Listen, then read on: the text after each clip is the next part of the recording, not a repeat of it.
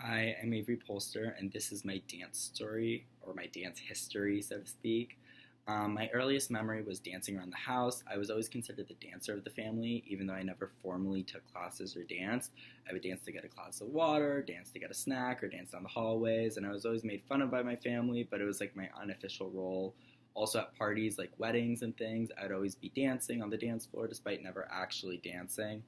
Um, when I was 5 to 6, I started taking formal dance classes, and I was taking ballet and tap at a studio, but then I quit because I was being bullied and I wasn't really that good. So I decided that I was just not worth my time, and I never actually had a hobby since then except for swim team for a year.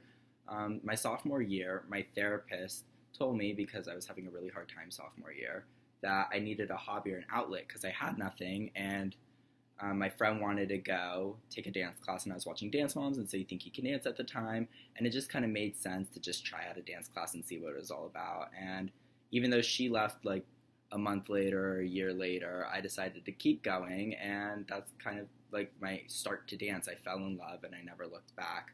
Um, Senior year, I finally made it to company, and I was at the company in my studio while also being a TA with my Dance 1 class in high school, and also being the president and on my high school company as well. And I was just really pushing till senior year. I finally decided, hey, like, dance is something I want to do for the rest of my life, and I want to study it in college. And if you asked me freshman year what I wanted to do, I wouldn't have been able to tell you. It was very just like a rapid decision that just kind of took over, because when I saw dance and I started dancing, I fell in love completely. I don't really think of my experience as a dancer or my life when I try and dance. A lot of my movement, I don't really necessarily think about it or incorporate my history into it. I kind of just assume that my experiences and my past are embodied in how I move without me necessarily thinking about it in the present. And when I make work or choreograph, I try not to work on things in the past, because I like to think that all the things in my past have made me who I am in the present. And by making work about how I feel and how I relate to things in the present moment, it's accumulation of all the things that have occurred in my past, and therefore like I don't necessarily need to be consciously thinking about it because it's embodied in who I am currently and today.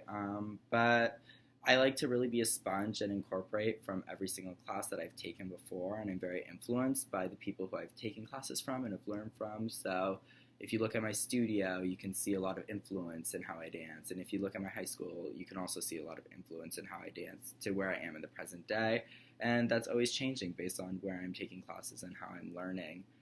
My dance mentors, or like my dancester, was like my mom, my high school dance teacher, and my studio dance teacher. My mom, always just around the house when I was younger, was playing French music or like Britney Spears, and that's the music I used to dance to. But she didn't really when I was older, like in middle school or high school.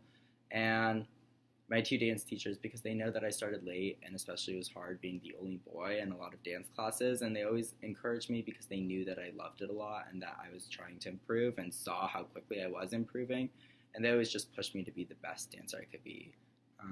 That's that, and I'm excited about this year, and thank you so much for listening. Bye.